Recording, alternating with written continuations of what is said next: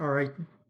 So as I said, we'll try to have a different setup this time. I felt like a lot like playing Gaia Project lately, and I was trying to work a way to stream a little this. And I find that the games at Gaia Project are just too long. It's absolutely unbearable. To me, it's I just can't. I will play on my holidays, but I cannot play that regularly. And the experience I have streaming Gaia Project actually is that it takes a while, and it takes a while, and it's not fully satisfying because you can't explain everything. There's so much to analyze in live games that you can't really get around. So I thought of this format. We'll see. I'm sure it's not for everyone. It's more gonna be in depth analysis of setup. So the only thing we're gonna do today is that we are going to analyze which faction to pick in a specific setup, and maybe we'll do more than one setup. We'll see how long it takes. But the idea of what we're going to do is only faction selection here, and I think there will be plenty to talk about that. So what I think that can be, it can be an experience to exchange more, because contrary to live play where you're always stressed by the clock, here we'll have much more time to discuss and exchange. Actually, this idea came to me. We were discussing the random map on Discord, and I just put an example of random map, and then people start asking questions. Oh, show me what's the research track, show me what's the track uh, for different events. And uh, we had like all kind of possibility of faction pick, and it ended up being a super interesting discussion. I thought that there's so much to analyze, so much to discuss in Gaia Project that just with this beginning, I think we'll have plenty to do. And it's a little bit the same idea than if you've listened to chess puzzles solving stream. Like they will like try different puzzle and try to find what's the solution to this puzzle. So it's a little bit this space that I'm looking for. We'll see how it works. Maybe it will be just an experience. Tell me if you were what you thought of it at the end, how it can be improved, and so on. Um, all right. So without further introduction, we'll start straight away with analyzing the setup. That's a game with that I'm starting async. It's with Felice, Jesseg, and Felice, Jesseg, and Bisegoa.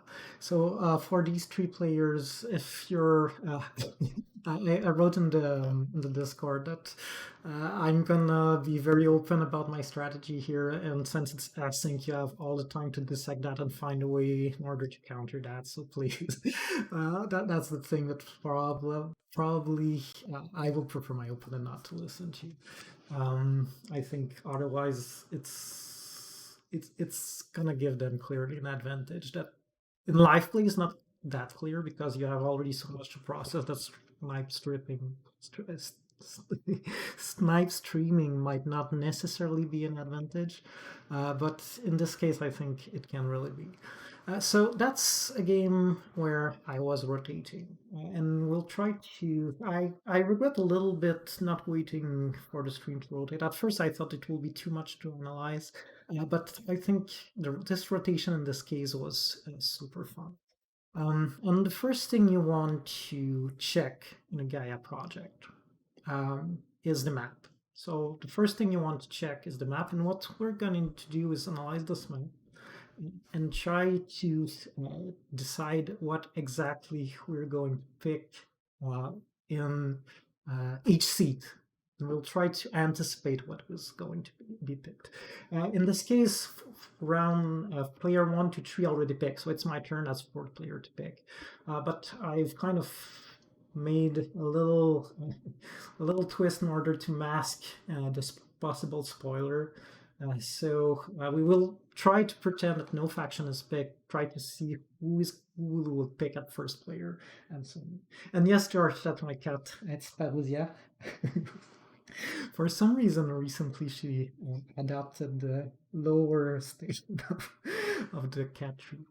Uh, um, I think it's because it's warmer, because it's closer to the floor. But yes, it's going to be our little mascot today. All right. So if we look at that, and again, I hope this can be very, very interactive. So don't hesitate to have suggestion, post ID that you have, question that you have. That's the idea here. Hello, Ghostly. Nice to see you. All right. So in Gaia project setup, when you look at the map first, as I said, the map is your most important thing. And Ghostly says white. So why exactly will we play white? White is a very, very strong faction in general. It's the Space Yetis, Itars, and the Nevlas, which are both very, very good factions. It's the kind of thing that you will always look for. So let's start with white. That's a good idea. First thing you notice here as white, and as I said, I did rotate this, so I kind of had this in mind, is that if you look at the distance between the white planet, and I'll draw a little on the board, I think you should see it. Yep, that's working. You have, and that's very important, because the question is, how many planets are in QIC distance? And you can see that actually only these two here, they are in QIC distance. Only, I don't know if I can do some kind of form around them. Okay, only these two are in QIC distance, and these two are kind of on the edge. What that means is that white won't have an easy development. It's not like terrible. But that's really, really always the first thing I look. How many planet can you grab quickly with QIC or with one navigation? And here you see that that's not that clear, right? These two, you need one navigation and one QIC, one navigation and QIC. If it means that if you're going for white here, you will most probably want early navigation. And if you have to have early navigation, it means that you cannot, for example, advance on economy or advance on science. So that's not like game over for white. And we see that once they have navigation, they have some kind of QIC interesting path here between these three planets, and then this one becomes available. So again, white not super strong on this map, but with one navigation they are already much better. Also, one thing that you will notice, so you need one navigation, is there green planets with one navigation that you can grab, and you'll see that maybe there's this one, maybe this one, but probably you won't start on the edge, so this one won't be available very early, right? Three Gaia with two navs. So if you're suggesting that is because you're thinking more of ATARs probably. And ATARs, yes, they will be Gaia farmers. They will go up on the Gaia track, and you want to know how many Gaia you can grab with them.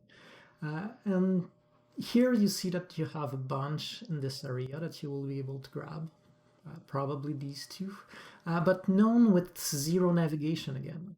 Often, like ITAR is what you want to do, especially if you want to build your big buildings early, is go up on the economy track um, and use compensate for the delayed navigation by still going up this track, the Gaia farming track, and then Gaia farming one Gaia planet that will be only one next to it. So you don't need any cube, you don't need any navigation. Here, the only case that we have for this will be this one. And probably, again, you're not starting there, and probably not even there, because it's not very central. Maybe, like, depending on the faction, you could start there, but it's definitely not ideal for leeching purpose. So yes, you have a bunch of purple planet with one navigation, but you don't have any next to it. And that means that you have to invest in early navigation also before advancing on the Gaia farming track.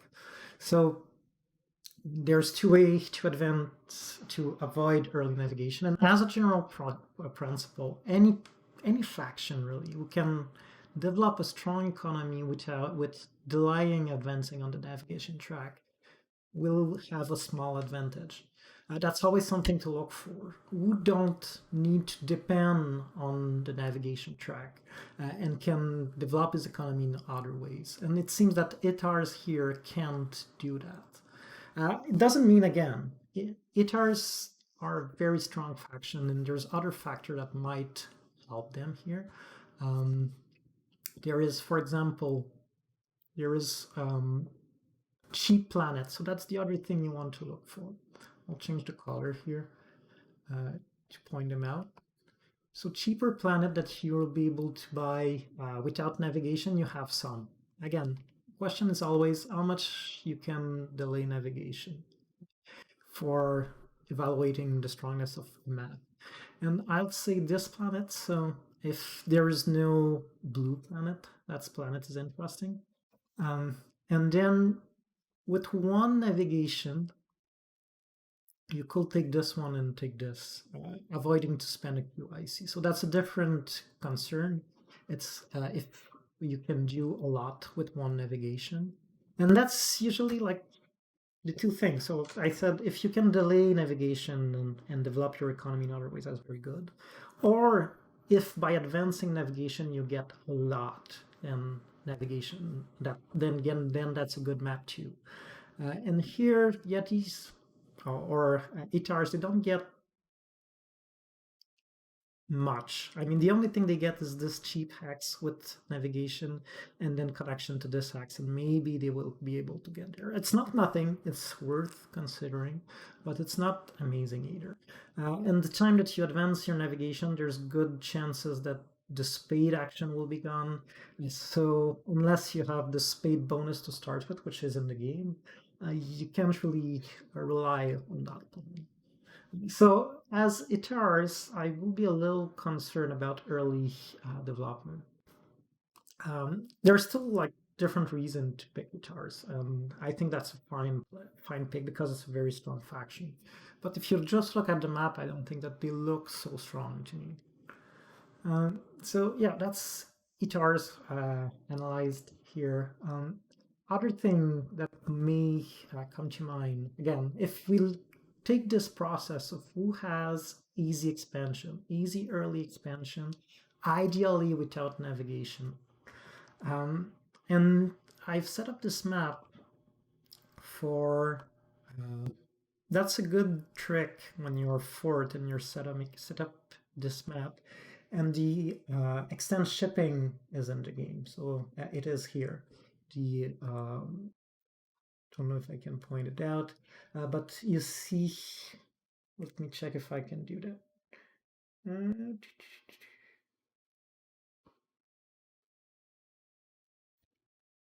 Yeah. So the advanced shipping is in the game here. Since this bonus is in the game, it's interesting to set the map to make the most of it. So, in other words, I'm 100% sure that I'm gonna have this bonus if I want it. And I've set up the planet so the several faction can take advantage of this.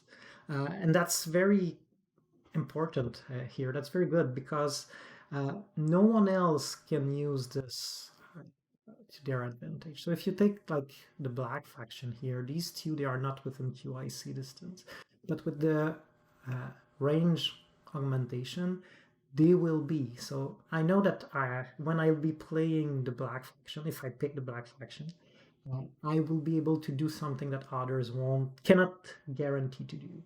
And then the other planets. Oh, hang on a second. I think round will be better for that. So if you look at the other planet, so these two, as I said, they are not in QIC distance, but they are in the shipping thing. And same could be said about the white planet. Okay, but then you have these two planets. Oops, I won't do it this way. These two planets, which will be in QIC distance. So you have this. So you spend a QIC and you can get there. You have this, you can get there, and you can get there. So you have access to a lot of black planet QIC. Supposing you will start this and this. Maybe, ideally, again, if it's fourth player who picks, probably the two place where you will start is rather something like this planet, oops, this planet and this planet. And the reason for that is that you will use your augmentation shipping to get there. So this is for the black faction. I think looks very strong to me in this. I've set up with the same idea of making the yellow faction very strong. The yellow and the orange faction. So if we clear that up,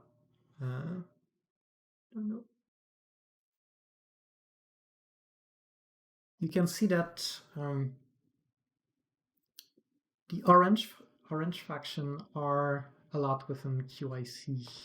The orange planet are within QIC distance here. For example, here and here. And here we're not in QIC, but we will be in extend shipping again bonus if needed. So that's definitely something to keep in mind. The orange looks good in this map. And then there's the yellow. If we look at the yellows, we'll see like the same kind of patterns. Those two take one navigation to get. This one is in reach of two Gaia product with one navigation, two Gaia planet with only one navigation, and same for these, right? You have this like kind of nice triangle for the yellows. And then you have these two planets, QIC distance, both with one of the green planet, and then again you have a QIC distance yellow. So I will say that to me these yellow are very, very good to advanced navigation. So that's a different strategy. If you play yellow here, you won't try to go up the economy track, you won't try to delay navigation because you have a very fast way to expand with navigation, much better than white that we've seen earlier. You have like very, very interesting network to develop from. So meaning that I think yellow is very, very strong. So to me, when I set up this, I thought that brown, black, and white are kind of a little weaker. And then you have in the middle the Terrans who can or landed. Actually, I was thinking a lot about landheads when I set up the map, and we'll see later why. So I was thinking about having a nice setup for blue planet, as you see. Can again maybe clear. We see that we have these two planets within one navigation, these two within one QIC, and then you have like a bunch of purple planet around in this area. These two are a little harder to reach, but then you have with one shipping you might have the green planets here and here. So again, that looks like a setup where blue can expand fast if they advance their navigation. As we've seen, difference between black don't need probably to advance navigation. They can delay that a little. Blue and yellow, they will want navigation. Orange, probably they don't want navigation. They can use their QIC to expand, and probably they will want to climb on another track. I thinking here a lot about Geoden, and I'll explain why when we get there. I think that gives us a kind of sense of what's going to happen on this map. Brown and black are a little slower. They will need to dig in order to develop, while other faction will be more either shipper, either QIC users in order to expand. So that's kind of the reading of the map that we can do, and we will move to the Sagan aspects, which will be the technology track. When you look at the technology track, usually the first thing you want to have a look is how are you going to score with these tech, with the advanced tech. So you will look either at scoring techs, that's often the most important ones. Sometimes when there's a good economic tech, you will look at if there's a way for a faction to get it early. In this case, this is not a good economic tech, so that's not something we will consider for now. It's the only economic tech, and it's not a good one. So probably we don't want to consider that too much. Um, what you have then, what I see again, is these two texts. They are passing texts, so point text that you need to get early if you want to score a lot out of them. This tech, the pass federation tech, it can be a lot of points for faction who can get it early. And the all star for this is definitely it's that oops, there we go. The all star for this is definitely the Yvettes. Um, I'm trying to see if that's really there. In French, I have a different name, but yeah, Yvettes.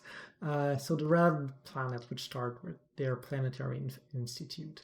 And one of my concern when I did this map is try to do something that will be very hard for Yvettes to exploit. Because when this tech is in the game, they can be very strong. Now, science is not the most dangerous track. If it was on economy, then it will be very, very dangerous. But yeah, I'm always afraid of Ivets and try to make maps that don't if they have like too easy diggings, for example, if they will if Ivets will be in the game and Terran will not be there, and Ivets is able to take this planet, take this green, fast enough, take this yellow, it will be soon over. I mean, they will be soon mainly unstoppable. But here, if there is blue, it will be very different. Therefore, I will be like much more cautious before picking them. So the reason why it will be good for Yvetts is because it's only one dig. This and if blue is in the game, then that goes away. Um, so if Ivets is in the game, I think that Ivets may have like something interesting if they can climb on science. But the map I've tried to make as hard as I could for them to not have like very obvious starting spot where they were going to be able to do great. Um, so that's one thing. That's a good one, but that's hard to climb on science early. Have enough economy to do many federation. So I'm not sure this one. I don't think actually will be much of a factor here. I don't see myself building a strategy around this. So hang on a second. Yeah. So we said this one not very good. This one not very good in this context. This one is a tricky one. I'd say, in as a general rule, it's not something you want to base a strategy upon. It's not enough points of the various planets. You cannot do it early enough to be worthy. Sometimes, like a faction like Geodan might be able to exploit it, and actually that might be one of this spatial time. Um, Geodan here. We'll talk a bit more about Geodan, so I'll not cross it completely.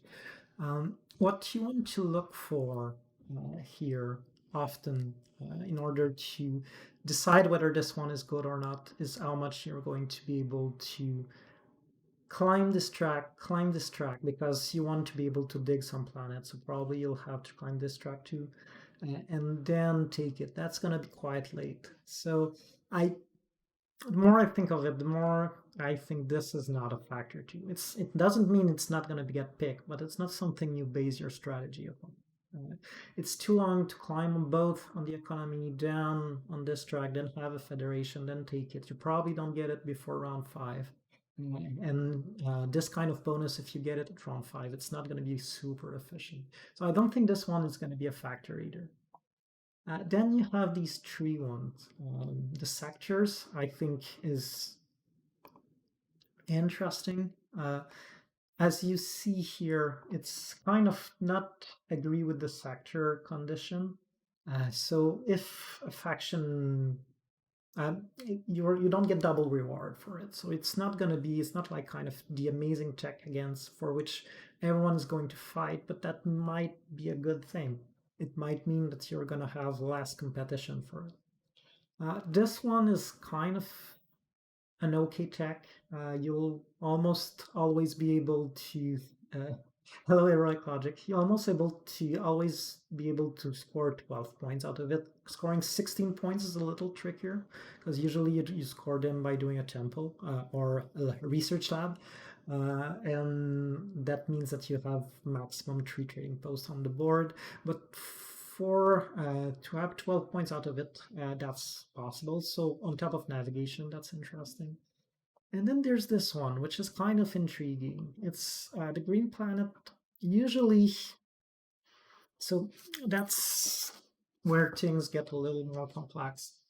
The green planets, there's two main strategy. So let's clear a little this. Just remember that these three are kind of irrelevant. The only thing that kind of matter are these three. And there is in Gaia project, I would say there is not a total of two, but there's at least two main strategy that you have to look for. Oops. You will either want to climb on the digging track. Often, um, if you climb on the digging track, you're gonna dig a lot, and your plan is going to dig a lot.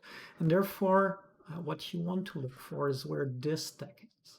This deck, if you're digging a lot, have different planet. This deck is gonna get very important because it's gonna give you a lot of science, and science is an amazing resource in the game.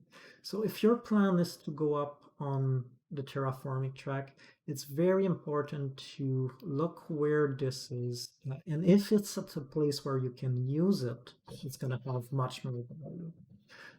So what you want to do if you're going on the on this track is pick this at some point. Try to have some play with this. And ideally, if you can climb on this track, rather than navigation and use cubes to navigate and try to colonize cluster, that can be very, very good. You can delay advancing on navigation and use this track. So I would say like these two tracks kind of work together and they work together with this bonus style.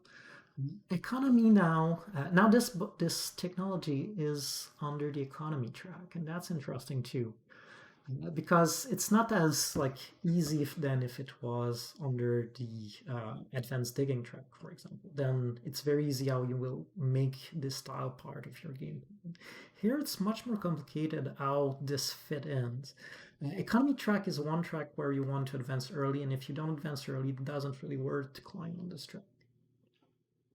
So what you're going to do is try to see if there is a way for a faction to climb on the economy track, delay a little bit their advanced digging, delay their navigation, uh, and maybe, I don't know, stop on the second step of the economy track. And once you have upgraded digging, you'll dig a bunch, then you'll be able to use this style. And that's something that I will be very interested to craft as a game plan with Geoden. As I said, I set up this kind of map thinking that I will be fourth.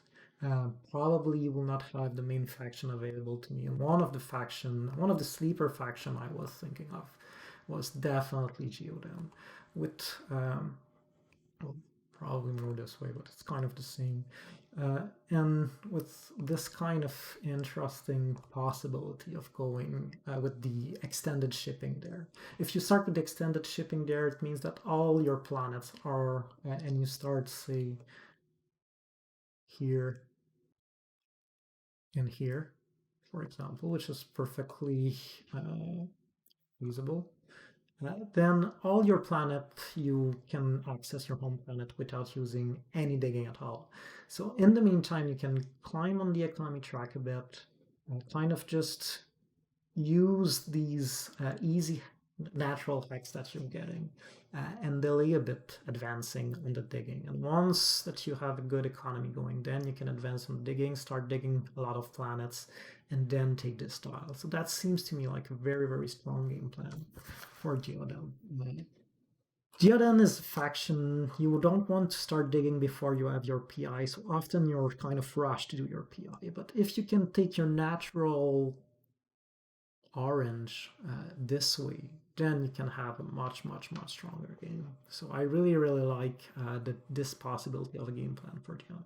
So as I said, there's this strategy in Gaia project where you kind of exploit digging, exploit the cubes and the QIC action, and exploit this style and try to craft a game plan that is coherent with these all these things. The other more obvious one. So that's I've started with the less obvious one, but the more obvious one and the one that people think more naturally is the synergy between this track. Oops, not the right.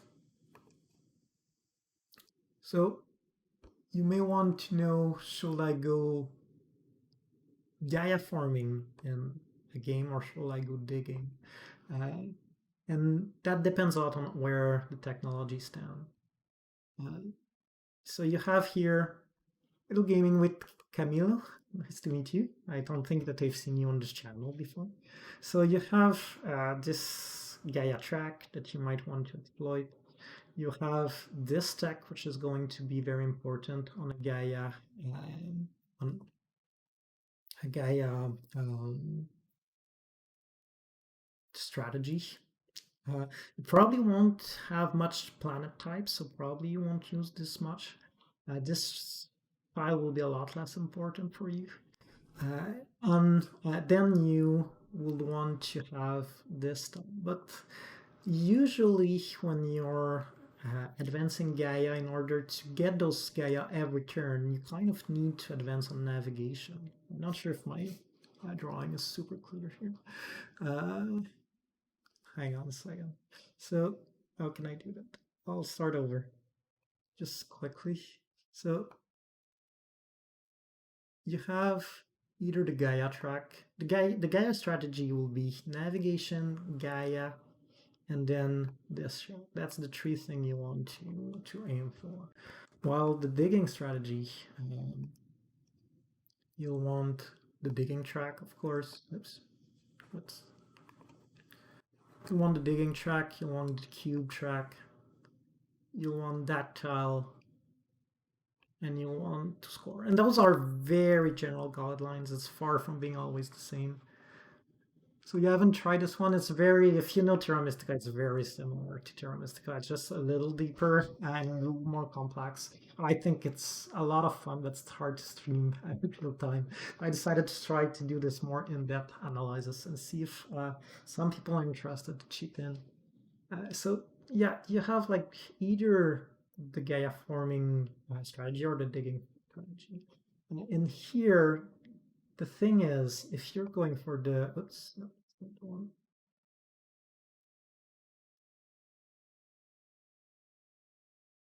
It's the wrong color. If you're going to the Gaia forming strategy, probably you will want to have um, this style, but it's not impossible to do, but it's usually not very compatible with the Gaia farming strategy. So you'll have to do a little work if you want to be able to exploit this strategy. Uh, all right. So Geoden, so what you're looking for basically when you look at the technology track is, can you have a kind of easy game plan to build around for your faction? It's a lot. So I've tried to point different things. It's not really what tech are in the game and what techs favorite one faction, but is there like um, the way these techs work together that will work for you for a game plan? So as I said, I see a very easy game plan for Japan here. They go up a little bit on economy, then they go up on this track, the digging track. Then they do their PI, Then they start digging, then they go up on the QIC cube, and they try to uh, score with the cube action. And who knows? Then maybe at some point they will be able to pick this and have a decent amount. One other thing that favorized the Gaia strategy is this deck. Uh, so this deck doesn't necessarily favorize Gaia strategy, but whichever track it's under, it's going to be very important because it's uh, going to be a way to correlate that often becomes important. And here we see that if you're not doing any Gaia, this is going to be only 7 points. But if you're doing any Gaia, that's probably 7 plus 4 points, so that's worth 11 points. And this little difference makes it kind of more interesting to go up on the Gaia farming track. Um, so, uh, what I get out of the technology track, I think it's a very flexible game. One thing that I haven't talked about yet is the power track. The power track, so the one that gives you power, the power tech, the one that gives you 4 power. Uh, it's something that you're gonna want to spot to know if you want Nevlas in or Tacklons. This track is actually so this deck is very good for the power hungry faction, Tacklons and Nevlas, the white and brown one. And if it's not in a convenient place, it's gonna make them play a little harder. Here, you see, it's not the worst. Like, if it wasn't Gaia farming, that will be the worst. But QIC, it's not the worst, but it's not the best. It's not usually the track you want to climb early on. That's very rarely the first track that you want to climb. So, that to me, that makes Tacklons and Nevas not unplayable, but a little harder here. Um, so that's one thing to notice too. Um, and then So I would say Taclon's Nevlas maybe a little inferior. We see that probably it's more going to be the first 3 track that are going to score through advanced tech. We've seen a nice plan for Geoden, but not very nice, a clear-cut plan for any other faction, really. We see that maybe Gaia forming faction have a little edge because they will be able to explode the 7 points. And also important is these 2 texts. So there's these 2 texts, and there's this deck here that I want to talk about. So it's not just the advanced tech that are important, as we've seen I've pointed almost all the normal techs, and we could add this one, and we've talked about this one too. So these 3 techs, let's be a little more specific. Let's start with these 3 texts. These texts, they are the clear economic ones. Um, those are good for any faction in any circumstances. So the fact that you have 2 of these tech in jokers means that the way you build your economy in this game is very flexible. It's not a concern. Any person can take these of this one. Then the power tech again is better for Terrans. I haven't mentioned Terrans earlier. It's better for Tacklons and Nevas. And the fact that it's here to meet makes these faction a little worse. So here we go. Then you may wonder why I haven't talked about this deck. Isn't this deck also an economic one? This deck is very peculiar. I'd say this deck is good only if the thing is that's specific thing about science in this game. It has a very specific mechanism. Science is amazing. If you, the difference between 3 science and having 3 science in your bowl and having 4 science is really, really a lot. I would say that 4 science is clearly better than 4 ochres.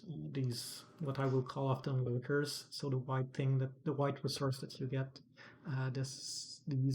this one here. So ores, 5 science is way better than four science is way better than four ors, but one science is way worse than one ors. And the reason is that you can't do anything with with one science. One ore you can build a mine, but with one science you can't do anything.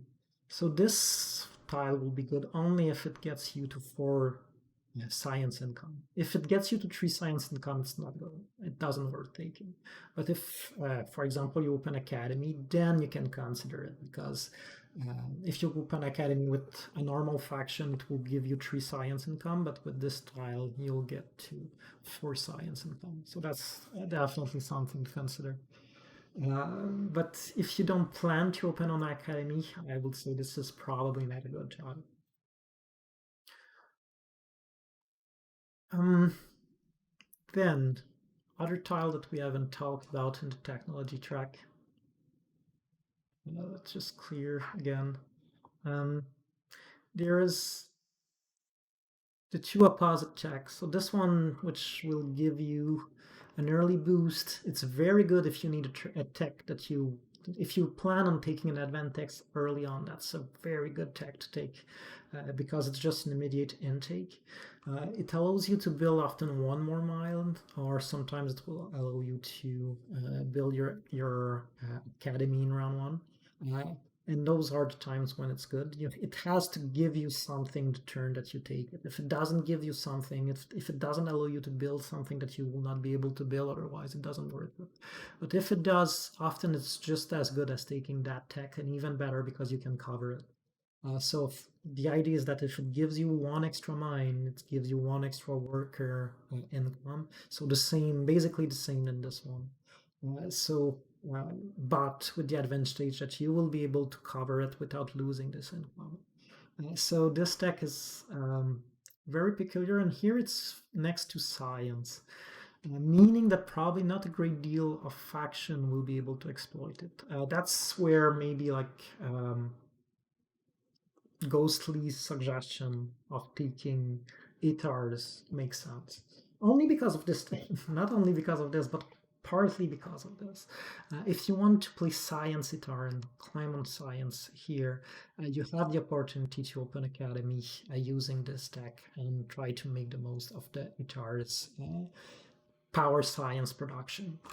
So that's one way, perhaps, that you could think of playing guitars here. That will be go for this. Then there's this deck.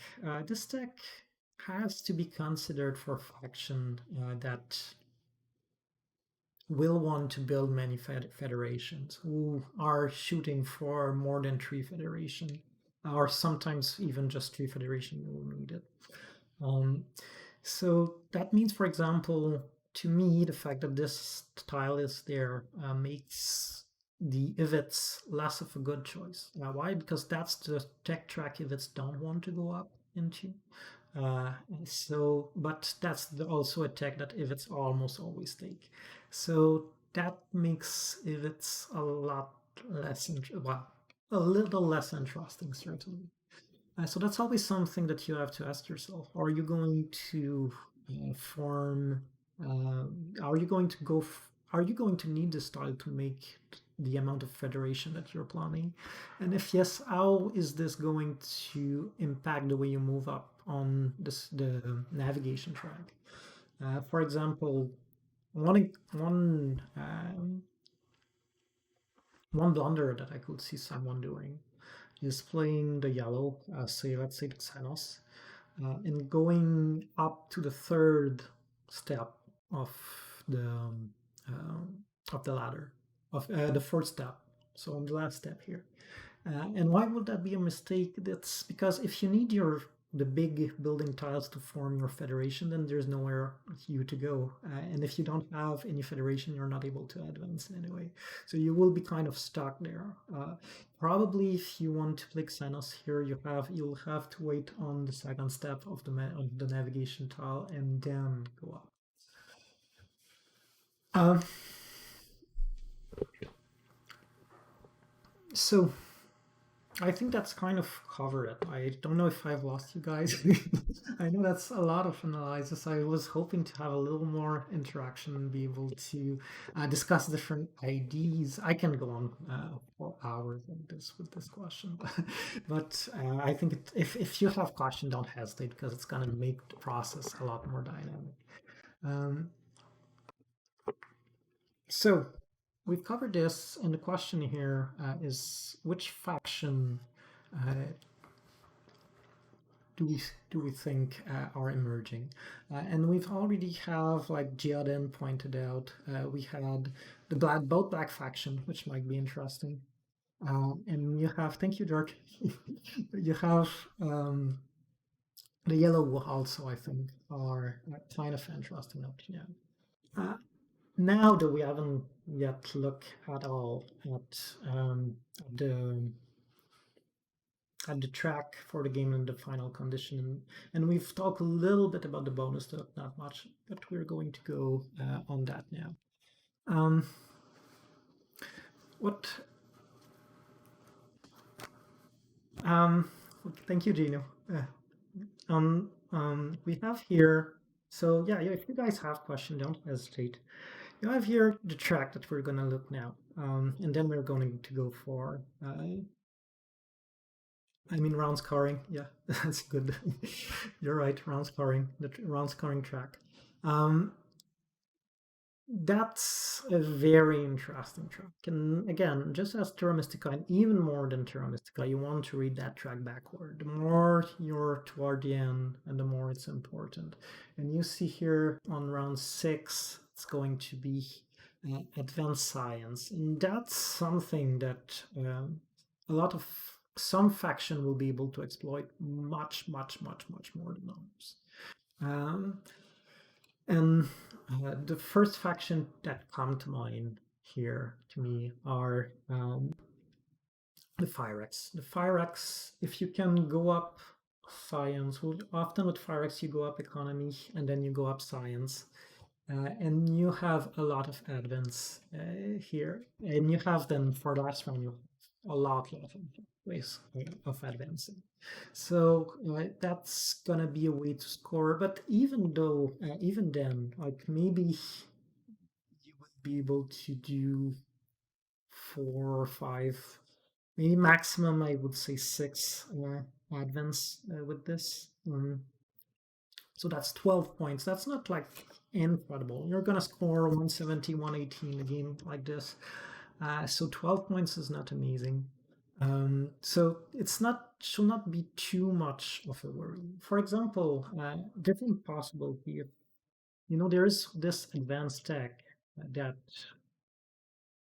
on the top, if the advanced tech that gives you points, 2 points every time you advance on the track was on economy, for example, it will be much, much, much more significant for taking Firax than the fact that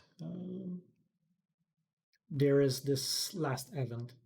Again, it's maybe gonna give you a little more points than your vanilla factions, but it's not a game breaker in any way.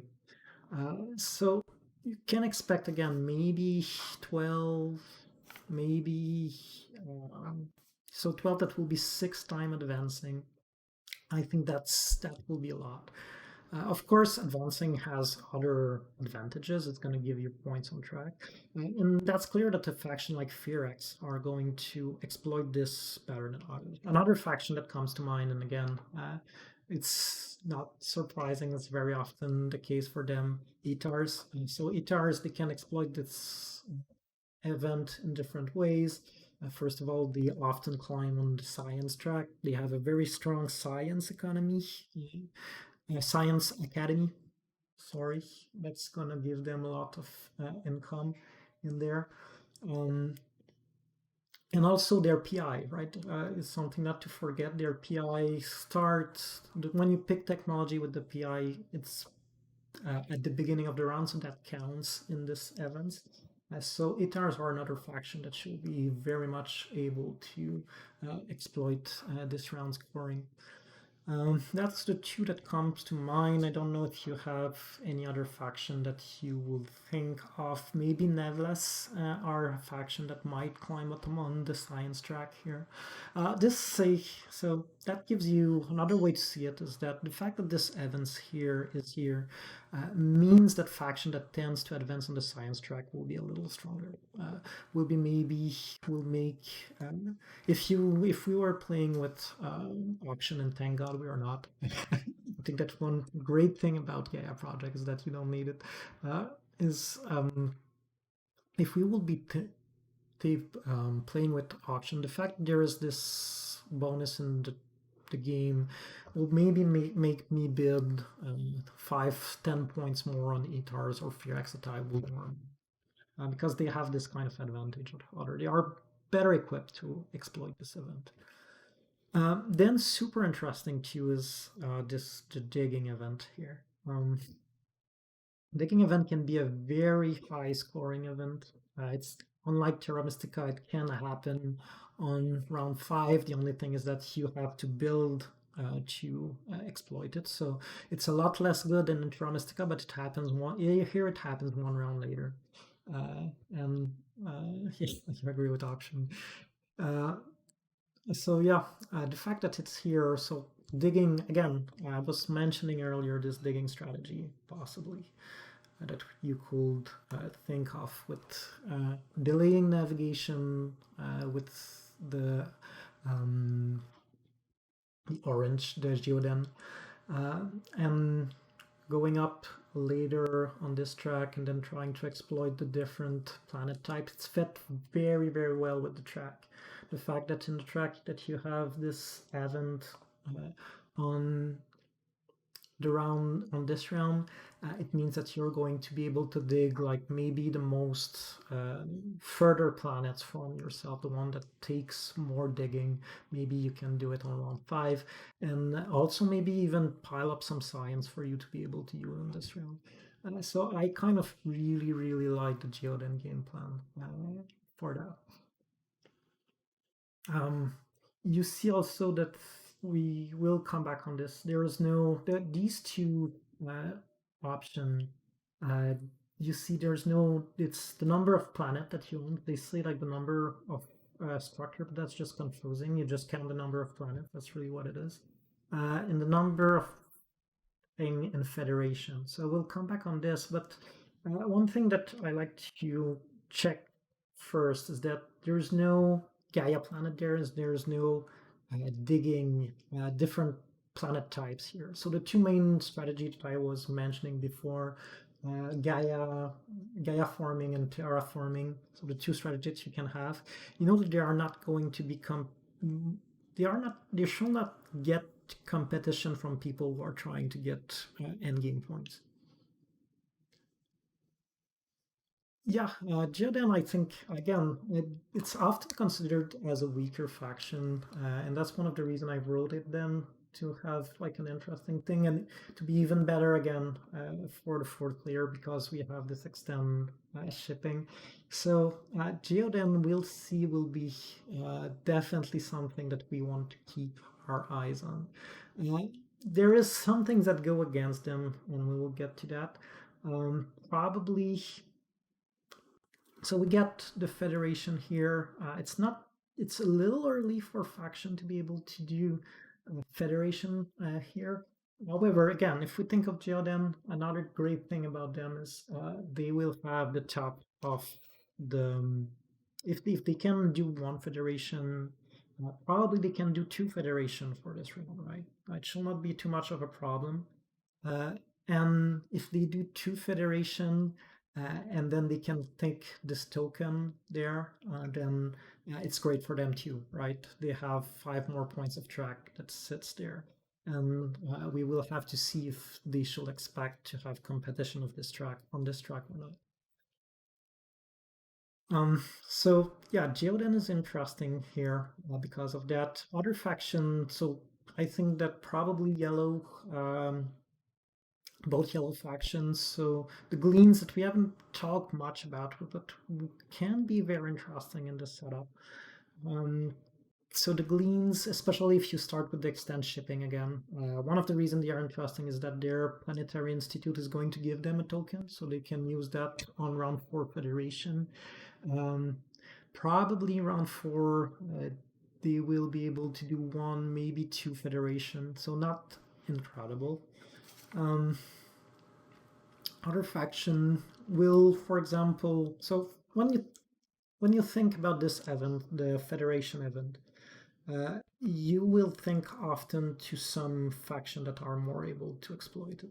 We've mentioned some of them, but I would say Lantids are a faction that can do early Federation. That's relatively early, probably. Is there, if you play Lantids, and I think Lantids are interesting here. We haven't talked much about them, but I believe Lantids are kind of a possibility in the setup.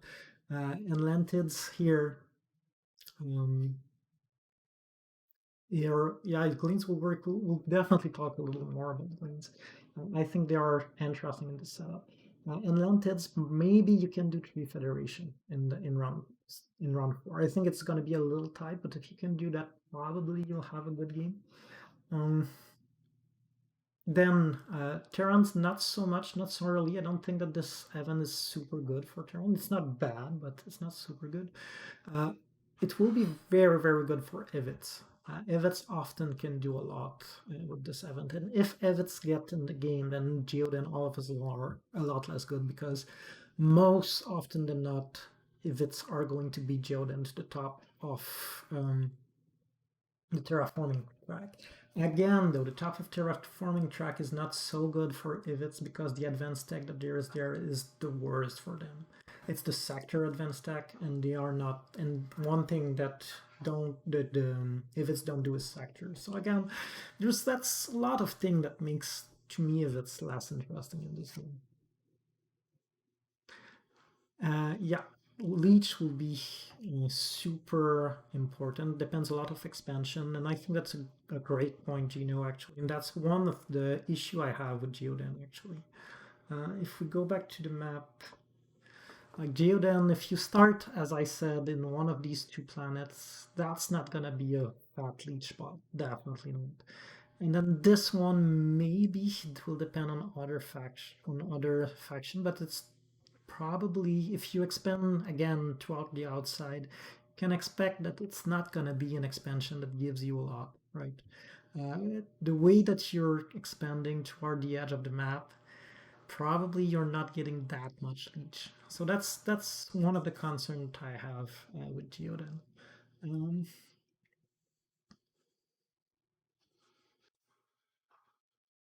Maybe you will regret the first pick as Geoden. I think it's definitely playable, uh, but the big question again is how you expand and how much you will be able to get leech.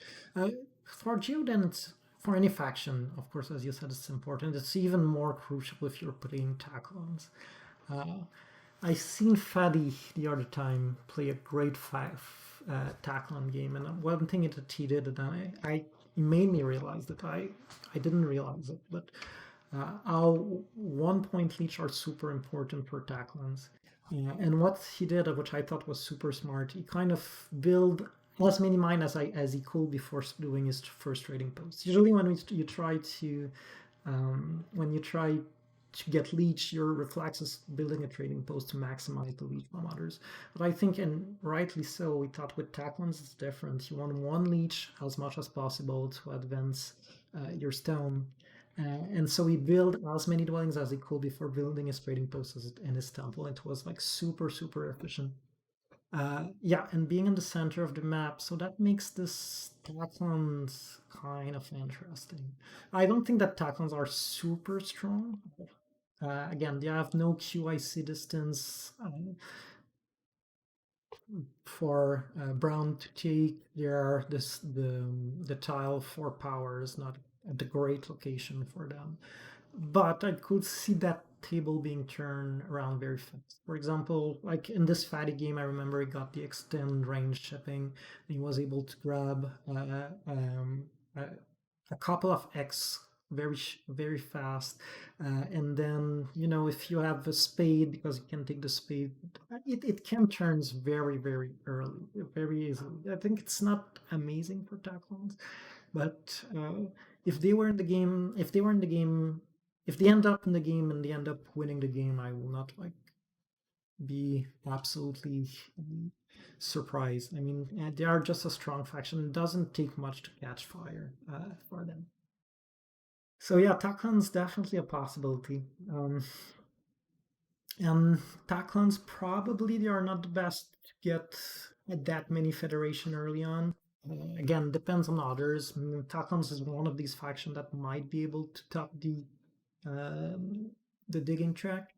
So again, maybe if they can top the digging track and get this token on the Federation round, then that's a better round for them. Uh, so yeah, so what's clear to me from these is that those are two good scoring events. And for round 4 and round 5, hang on a second. Round 4 and round 5, faction will have a good early economy. She'll be able to exploit this well. I believe. Bascods, yeah, we haven't talked about them. That's very true. Yeah, early Federation is great for them. If they can somehow get their Planetary Institute, get all their black in there, or most of them, be able to do 2, 3 federations. Probably, maybe they can do 3 federation in round 3. That will be pretty good. And then there are faction that can go up digging too and use this as a thing. Now, question is here: if you want to play best cards, what's gonna be your strategy? What's your first advance? Do you go up the economy? Do you go up terraforming? Do you go up on navigation, science? I must say, it seems that all these options are kind of open. I'm always a little nervous when I play best card that I won't be able to have enough science. I find that science is kind of very hard to produce for them. Um, because you don't want trading posts. Trading posts are very crappy building for death gods, and their temple are just so amazing, but they don't produce any science. So do you go up science, try to make up for that? Or do you go up economy, trying to plan to advance digging later, and again use our tile that we were talking, which is very important. This one. So let me see, George. You're saying,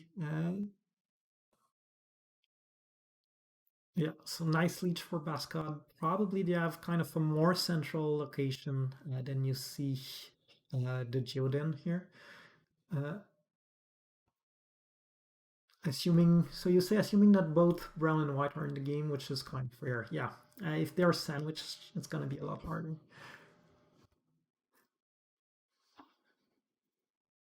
So yeah, I think Bascas are definitely an interesting pick.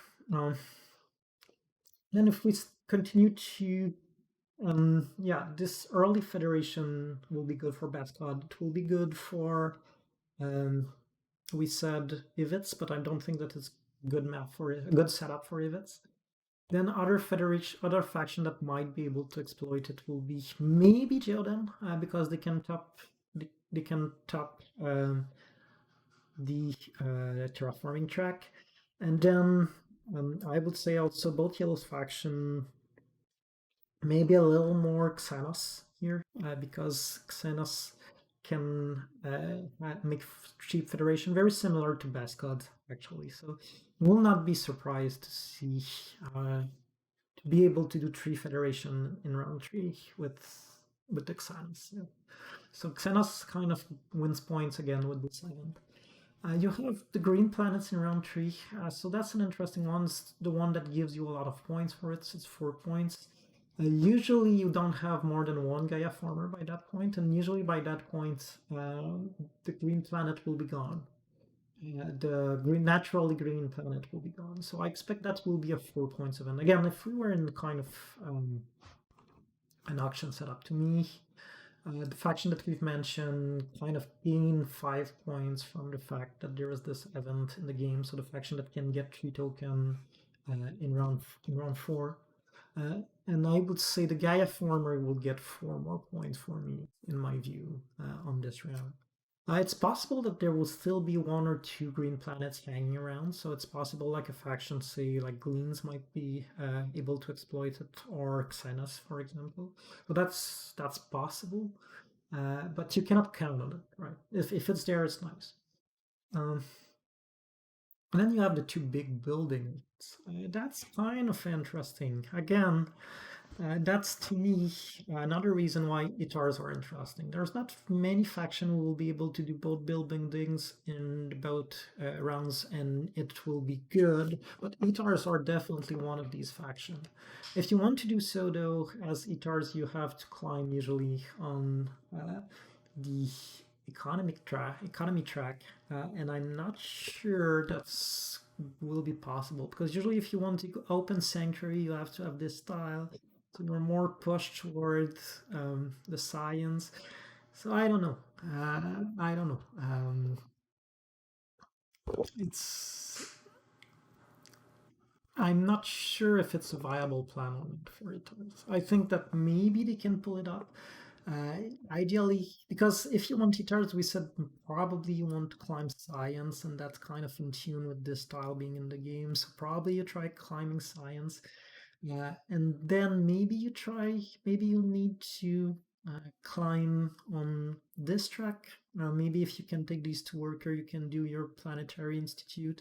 Will you be able to still have your Gaia former to exploit your?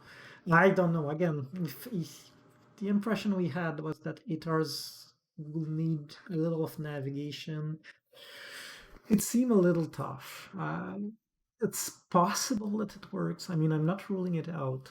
It's possible that it works, but if let's say that it's not sure that but if it does, then Itars will be the faction that can get 5 points more than others from these two initial events. It's getting quite dark. Hang on a second. It's not really a good light.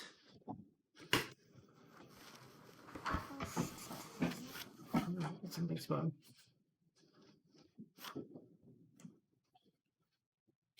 Oh, stream is off.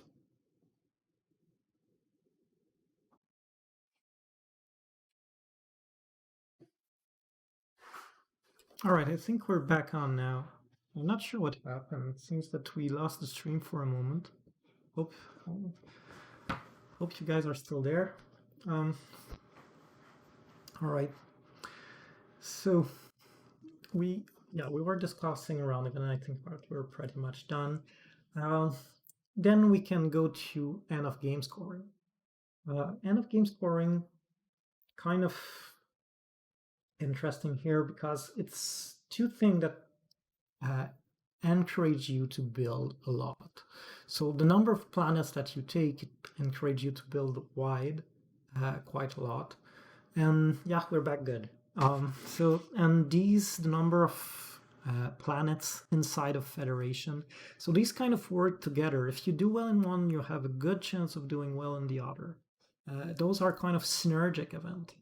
And the faction that will be able to do well will be faction which will be able to build a lot. So again, I think Bascad come to mind more than Firax. So that was this to me. Well, Firax are kind of never really good in any end game scoring. That's not kind of their game. They're playing more for the science game. But Bascad's probably better to exploit these events. I would say Taclon's very good to exploit these events. Probably to me, the Taclon stocks really augment seeing this. Um, then you have a faction which will be able to build a very good early economy. To me, what it says is early economy will be rewarded. And then we can think of the map that we have. And remember that we said that black is well positioned for early economy. If you're playing Bascods, I don't think Firax will have that much more earlier economy than others. So Bascods, again, to me, look strong. Um, I would say probably, uh, the Xenos and Gleans, they look strong. They are well positioned too for having a good early economy and build a lot. To me, also these may give a little edge to Gaia formers because it's easier for them to expand uh, on these planets that the other cannot, that non-Gaia former cannot access. So maybe it favors a little Itars and a little Terrans that we haven't talked much again. Or it can also favor a faction that is never blocked by anyone, the Lantids, that we haven't talked much again. But Lantids here are, it's kind of their dream endgame conditions. They are very good on both. Lantids are going to build a lot, a lot, a lot. They're going to do a lot of federations. Um, so Lantids are kind of interesting, and I've set up the map trying to make them not too bad. Lantids are never a great faction. It's kind of always a little of a challenge to make them work. But here they have a very interesting cluster uh, in here. They have a very interesting cluster in here. So often for Lantids to work, you want clusters. So you have one there, you have one there, you have one there that maybe not is not that big, but maybe you will be able to exploit it early on. Uh, and there's no blue planet here, but it's also a nice cluster that you might be able to exploit.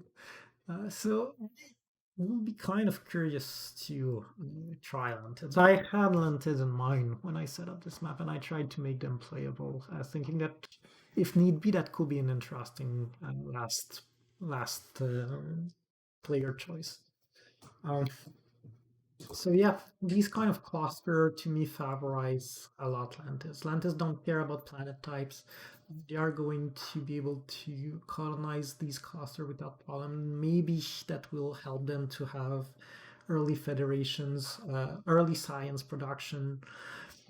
So I think Lantis are kind of my dark horse in this deck. Um, All right, so that's for the endgame condition. Just last word about bonus. Bonus, some bonus are the last thing you will look at. You rarely base a whole strategy on bonus. You often, the one thing important about bonus will be how they will help you to kickstart your game. Oops, hang on a second. That's not okay.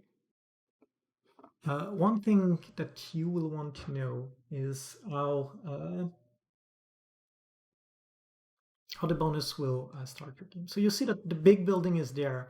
So again, the strategy of ITARs going boat building early on might be a lot. If you're able to build a boat building on and score 8 points with this bonus often, then that's very interesting. You have a scoring bonus. The temple is not there, so that might limit some strategy. And the dwelling is there, so building wide, again, another reason why building wide is important in this game.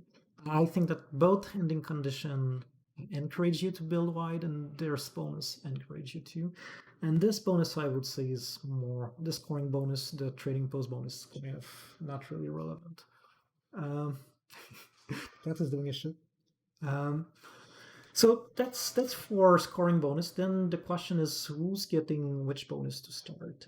Actually, here I believe that everyone will get an interesting bonus. As I said, and when I set up the map, I had my mind that on this bonus tile, on the fact that I will be the one getting this one. Um, so that's probably what fourth player will pick. And then there will be two absolutely great bonus tiles for third and second. So the spade, very, very good for early expansion. It often can completely turn the board for you. And the cubes, again, if you have one of these factions that are in QIC distance, it's really, really good. And then the first pick will have either one worker, one science, which is not the best, but can open some tricky strategy. For example, I like Itaris with this bonus because sometimes you will be able to get the tree science here. And it's this that gives you an extra advance on the code, and that can mean on the on the technology track, and that can mean the world for them. So um, I will say that kind of possible for ETARs, but of course ETARs will be interested in this bonus too. The 4 power to start with is very good to give you a jump on the power action, and probably they want the 2 order power action, the 2 ores power action. So I will not, and that's going to be point since the ETARs will definitely build their academy around. So at this point, what would we if we would pick? I think that we have analyzed enough. That has been that has been a lot longer than I thought. That's 1 hour 20 in. Um, there's a lot to unpack in Gaia Project. There you go. If you wanted, if you needed a proof for that, here you have it. So Gina was asking how the final scoring impact for Geoden. I would say Geoden, they are good at building wide. They are probably, I think, the thing is, that's a very good question, and I don't pretend to necessarily have a final answer on this. But if your plan is to play for this digging event, and if your plan is to play for um, planet types, cube action, probably you're not going to do so well in this. If it was sectors, it will be better. But if you're intending to waste resources in order to collect different planet types and make points out of this event, probably you won't be able to build as wide as other powerhouse economy faction. And that's going to affect your score for both of them. Probably, I I think I will retract my first impression, which was that Geoden will score well in these two, and I don't think they will. I think that if we can expect big, uh, you probably will score around 12, 18 points total. I would say in Geoden, rough estimate. That's what I would expect. Depends a lot of other faction, of course. If you have, for example, Firax in there, you have a very good chance of beating Firax. So you have like a floor of 12 points maybe. But or if Ivets are in there, it's the same, right? If you have Firax and Ivets, then you have a very good chance of scoring at least 24 points. It depends a lot of other faction, but generally speaking, I don't expect Geoden to do very well in these. Um,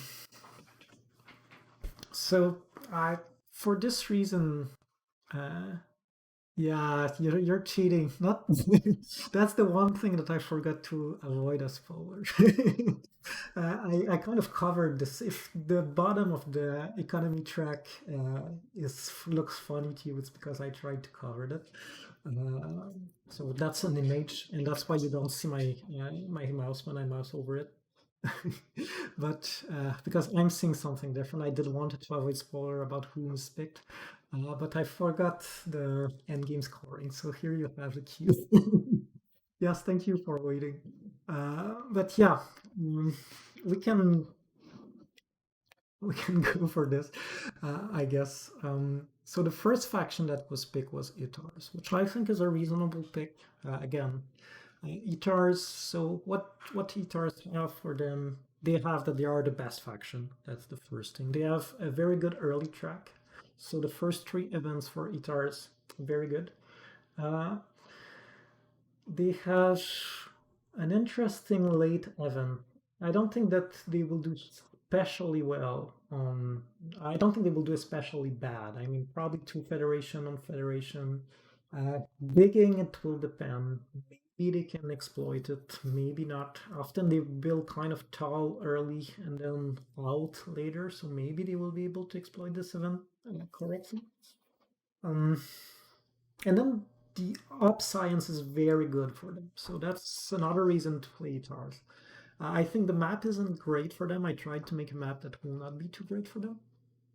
Um, um, uh, The end game scoring it will be interesting. Often guitars can go for four federations, so maybe they will be able to have to produce a lot. They're usually a team, a faction that is able to build wide, so it's possible that guitars will actually have here an interesting game.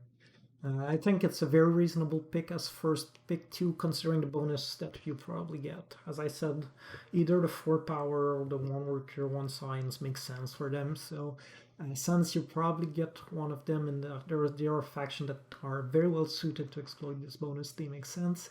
I think their challenge will be how do they do early expansion. Um, and for that, like very one thing I was surprised but very happy with was that the second faction picked was actually Terran. So the blue faction that is picked is Terran. And Terran, I think I like less this pick. I think that there is no like Gaia forming endgame condition. Um, they are okay, I guess. To they can build wide, so they will be competitive on endgame, but they are not also like the first faction you think to win these. Um, they have an interesting starting constellation of planet. Probably they will advance shipping, I believe, and then they can reach a bunch of planet with QIC and advance. So probably that's definitely something that they have for them. Once they have one ship, Terran can reach all their planets with one QIC. They will be able to have this kind of interesting early game expansion. So that's something cool for Terran. On the other hand, though, the tech on the top of this is kind of not great. This tech that they really want is on top of a track that they have. They might, I mean, sometimes they will, but it's not less lateral for them to climb the QIC track. Um, it will be interesting to see how they do with the digging event on round 5. Usually that's not their most effective event. And then the op science is also not maybe their forte. So we'll see about Terran. It's kind of an intriguing peak to me, but one thing that is very good about it is that it kinds of neutralizes Itar's even more. It makes Itar's games a little harder. Uh, and the third pick that we got was Bascods. And Bascods kind of interesting on this map. We've talked a lot about them, so we've already underlined what's good for them. The track is very good for them. Again, if you don't advance science early on, maybe you will have difficulty exploiting the last event. Often Beskad want their temple early because their temples are so good. Their labs early, so they won't advance science life through this. They often want to have their um, if again, if they are not advancing on the science track, they have nothing to produce science, except maybe one step on science that they get through their abilities. So that's tougher. Um, they should be able to exploit digging. I have confidence in them. I think digging is a very good event for them. So round 4 and 5 is good. Um, we'll see. They usually have they since they will be able to have an early expansion just like Terran, I expect them to be competitive on the end game scoring. Again, it all depends a little on how much they spend on the digging event, right? Uh, and then you have um, us, and we are going to pick. And George is going with some suggestion here, and I think that's pretty much in tune to what we said and what I had narrowed down to. So you're seeing Geodan or Gleans and Xenos. I think, generally speaking, I really like the Glean. One of the thing I had in mind when I did the map was to make the Gleans good. And I thought that probably I can make the Glean goods for me and not so much for others. Why? Because I am the only one who can make sure that I have the extend shipping, and that's even much more better for Gleans. Because if you use the extend ship, you can reach this axe that you will not be able to reach in any way otherwise with gleans. This one, and then this one becomes available. With once you get to the last step of the navigation track, then you can get this green and again this yellow. So having this extend shipping is very good. And if you're not last, there is no guaranteed you're gonna have it anytime soon. I mean, maybe you will be lucky and have it in round one or in round two, but it's no guarantee. You cannot base your strategy on that. And then that will allow the Gleans to get their other dwelling there and be able to go colonize these green planet at the same time. So I was super excited for Gleans, but after having white in the game and blue in the game, and Itars and Terrans were both terraformers, Gaia farmers, I was a little less inclined. I think there's going to be a lot of competition for Gaia farmers, and Gleans are kind of slow Gaia farmers. They don't grab them aggressively. They often wait a little before they climb the track. So it's not like the track. They need to climb navigation more than they need to climb Gaia farming. So there's no good tech on top here. They're gonna be a crazy fight for the top of fight for the top of the Gaia farming track. So the Gleans, I'm not sure so much. I like the Xenos a lot. Xenos, I think, will have like the same advantage in the Glean, plus they start an extra dwelling.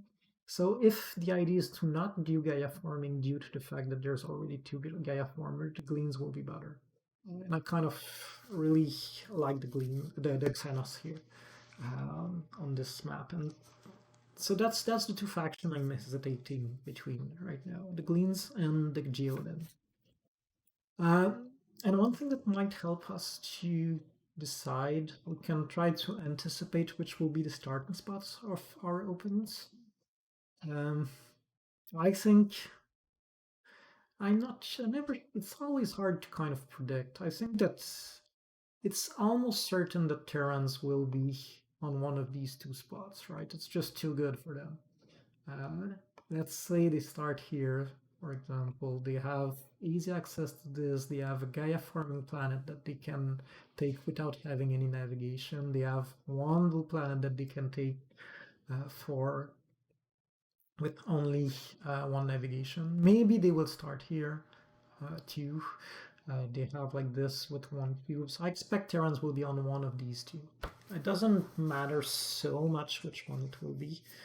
They will take the others very soon. Just for the sake of the argument, let's say that they will start with this one. Um, then you have the. I will be very interested to follow here the black, the best gods where they start.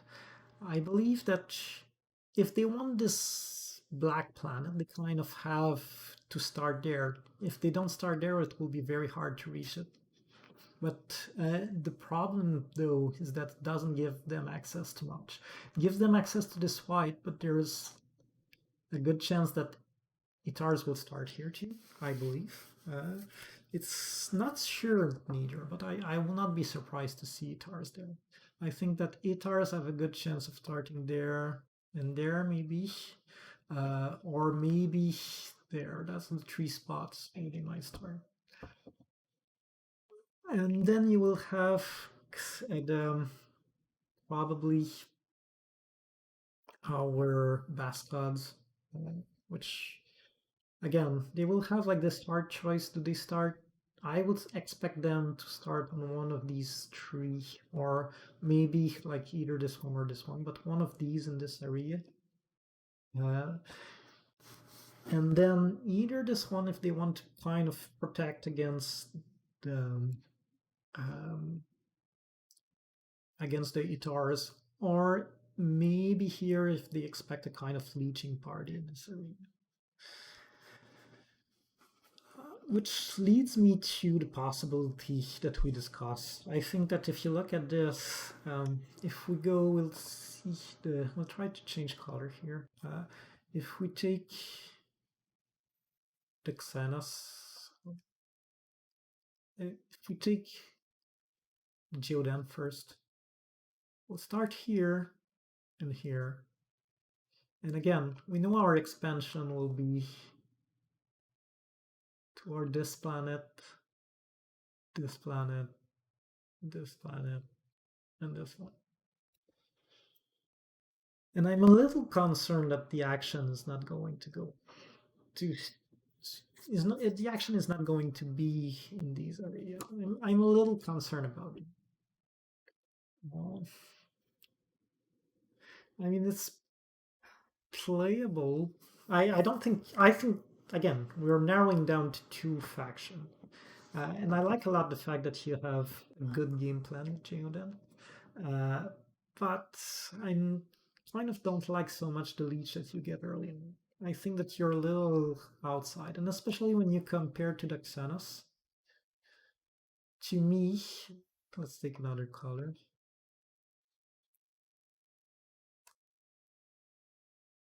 Xenos, you probably start here,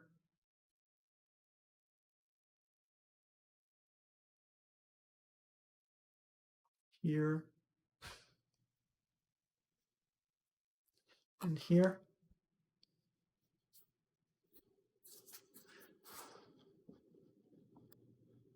And like this planet will be in the center of everything that happens. I expect like probably Terran.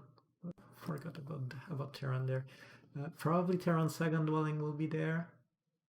So you can expect a lot of leech in this area. Um, Whether if Itars ends up there, that's really great. So that seems like a fantastic leeching spot. You have a good possibility that you can take at least one of these green before Bascods. I don't suppose Bascod will open navigation. So that's interesting too. And you have like kind of a very interesting way to expand, right? If we go to do our lines here, you'll be able to go there. You have, we already did this earlier. You have like so much things with, if you start advancing navigation, you'll have so much in hand. So I feel like the faction with the stronger game plan to me is Geodan. The faction with the easiest early expansion to me is Xenos. Xenos kind of gets everywhere very, very easily. Um, and I believe that they are going to be able to exploit the round 3 events well, round 4 event for Federation. We should be able to do 3 there. I would hope to do 3 with them. Maybe it's a little, it's asking too much, but I think it's manageable. At least 2, the very, very least 2. The thing is, the track is not great for Xenos. Again, I mean, you have the sport event, the digging event. I'm not sure you're gonna exploit much. Uh, Conclusion Leech is OP, so it's yellow. I'm kind of leaning toward this. It's I'm torn really because I think that the game plan for Geodan is way cooler. That if you go for Geodan, I think you can kind of have a very, very strong early game. Now, and probably like if you're able to build your planetary institute in round 2, score a little on that, continue to try to take planets. You probably have one other thing that is kind of concerning with Geodan is that I'm not sure I see an easy green planet to take for them. Maybe it will have to be this one, but it will be quite late if it is, because you don't want to spend 2 cubes to get there. So I don't know. And you want a green planet in order to kind of have one more planet type. So probably you're trying to bank on this one, but I will be very afraid that the best gods will get there first. So I don't know. Uh, so we have this choice: either go for the Xenos. Xenos. What happens with Xenos is that we will try to have a lot of leech. We have both of these factions also. We didn't mention this. That's very interesting. We didn't even mention neighboring color. Because my opponent were very kind to me. They kind of all picking a big sandwich, letting me like the wall of the wheel completely open. Um, and so both of these choices are without color opposition. So that's very interesting. Probably even more interesting for Geoden because Terrans usually don't dig that much. So even the red planet will be more accessible, and you'll have no competition on the yellows. So that's another factor, and I'm not sure here. Honestly, when I started the stream, I was more leaning toward Xenos, and one of the reasons is exactly what Gino said, that Xenos are the best for leeching here. The more I think about it,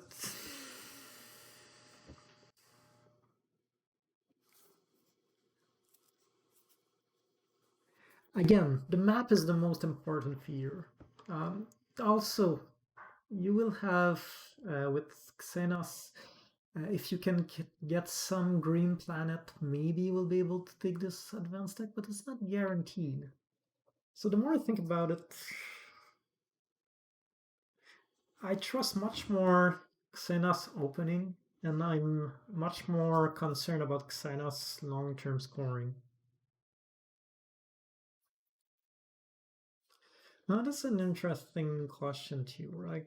Are we able to get all planets with Geoden because of this big sandwich? The thing is, since it's not a planet type game, it's not that important to get them all. Of course, you want, if you can get them all, the science you get out of them is nice. But it's maybe not as crucial, but you're right. It's very possible that you get at a point where at least you won't get black planets. And white planets might be hard. Maybe this one will be like kind of left open, but it's hard to get there.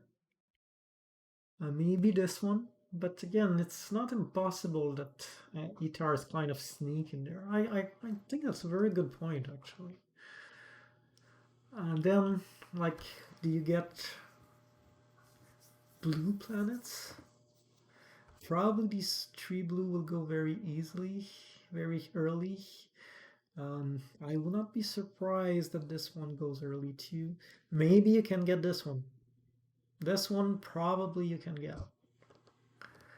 And the other ones should be easy. So that's kind of double edge, right? You have like more the planet that are easy to take for you. You should not get any problem to take to have them. But the planet that has hard, it's not that clear that you can.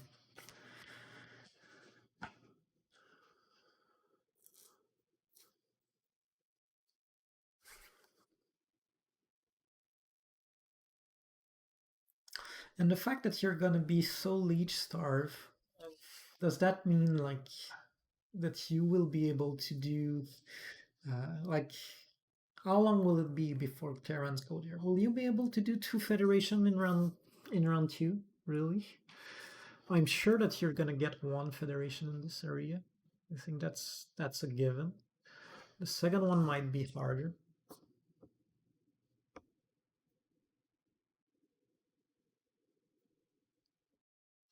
It's a tough call.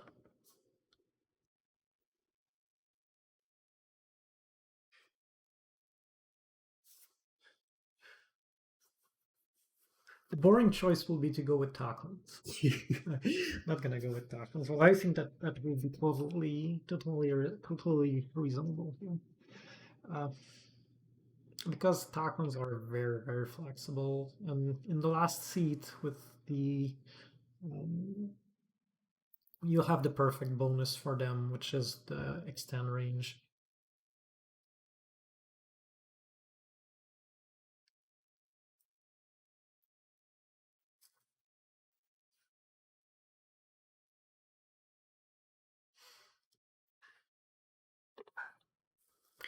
So again, tempted to go.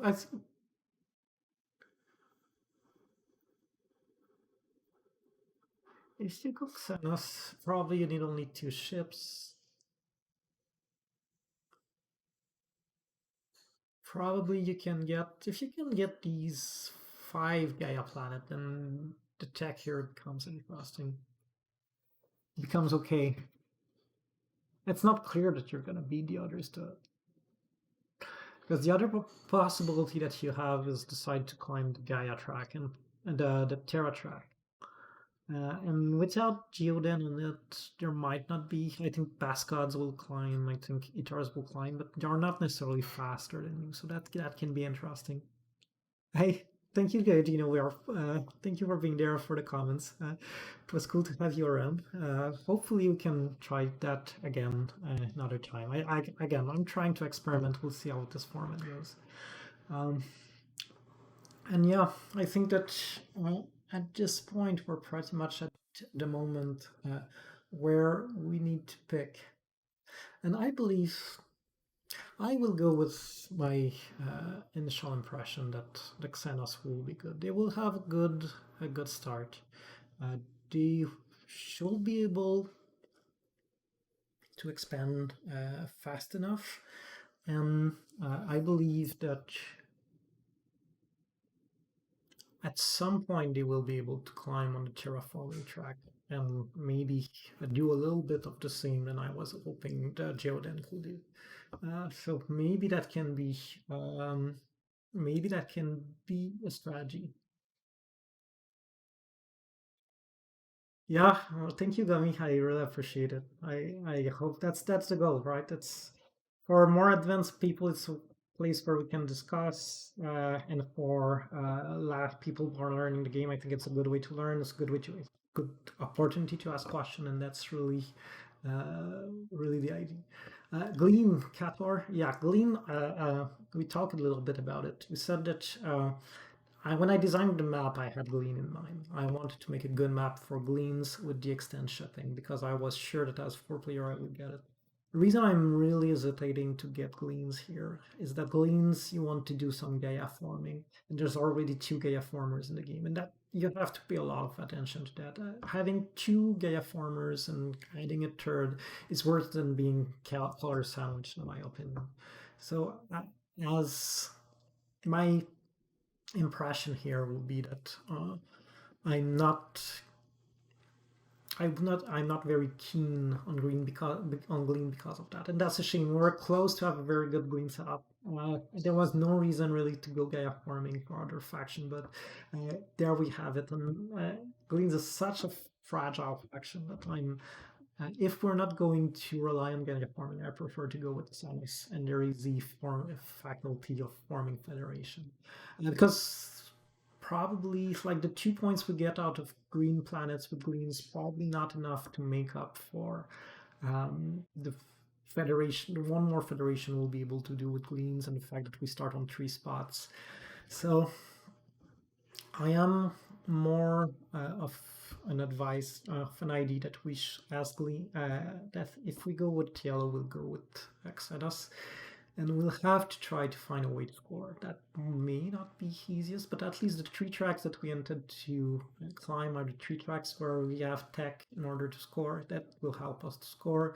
We'll hope we'll be able to get some Gaia farming and be able to go out of it. And yeah, all right. I think I've made my mind. So yeah, all of this for Xenos. So wait a second, we have a question from Ghost. When I start moving toward a certain option, my brain just starts reinforcing it. So in that spirit, I guess the final scoring favors early expanding Xenos. Yeah, it's true. I agree with you. I think that early expanding Xenos will do well on the end game scoring, um, and we'll decide to attempt that. We'll try to go with it. All right, let me get my cursor. So Here we go. Gleans are picked. Um, all right. For the future of this, now that we've picked Gleans, we've picked Xynos, sorry. Um, I think I've said Gleans several times.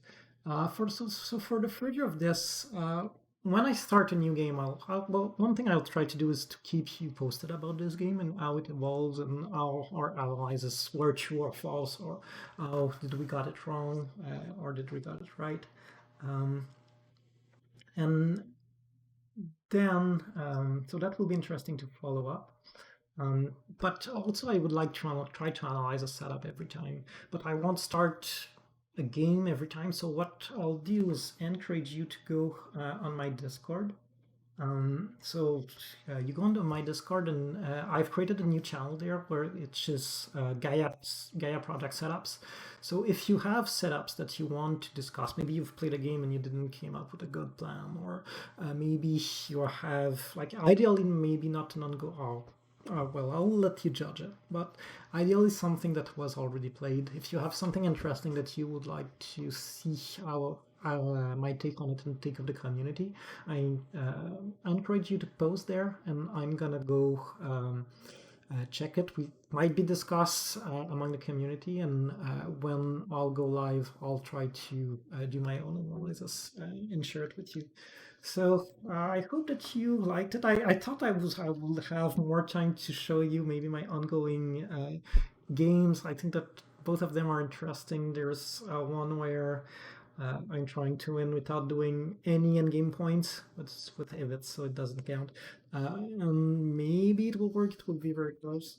And the other one is a Xenos game, so another Xenos game where I hoping, if everything goes well, to break the 200 threshold. So if you want to have a look, you can have a look, and if you want to discuss it on the Discord, I will be happy to. Um, Otherwise, until next. So, plan for now. No schedule. I think that I'm gonna just do this spontaneously when I feel like it.